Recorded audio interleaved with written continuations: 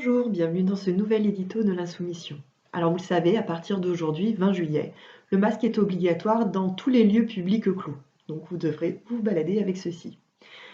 Le masque est obligatoire aujourd'hui, mais rappelez-vous, le 28 février, le même ministre de la Santé, Olivier Véran, disait que le masque était inutile. En mars, il disait même « il ne faut pas en porter » et qu'il est faussement protecteur. Rarement on a vu un tel scandale, un tel revirement en à peine 5 mois. Qu'est-ce qui a changé finalement? Alors eux vous diront que ce sont les scientifiques qui ont changé d'avis et qui aujourd'hui donnent des études un peu plus sérieuses.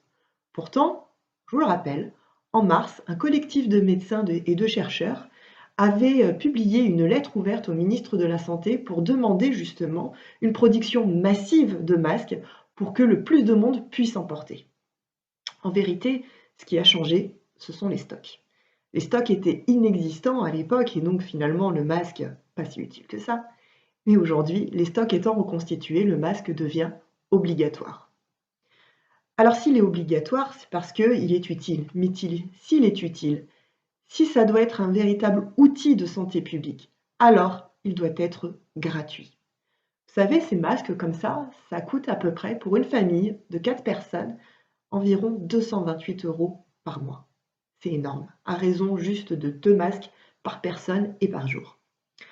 Il faut que les masques soient gratuits. C'est bien pour ça que la France insoumise a déposé un projet de loi le 28 avril pour demander à ce que les masques soient gratuits. Cette proposition de loi a été rejetée par les macronistes, alors qu'on sait que c'est la seule mesure juste et équitable. À la place, ils préfèrent distribuer des amendes élevées et réserver finalement la santé à ceux qui peuvent se le payer. C'est pas ça la santé. La santé, elle doit être accessible à toutes et tous. Les masques gratuits, c'est une obligation aussi.